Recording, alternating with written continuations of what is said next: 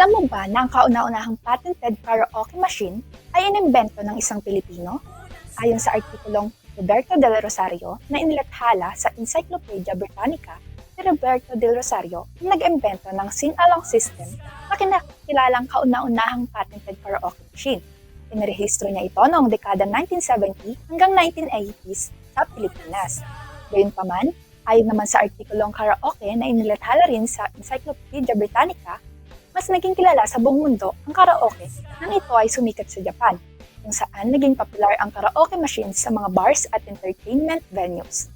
Sa paglipas ng panahon, naging bahagi na ng global entertainment ang karaoke.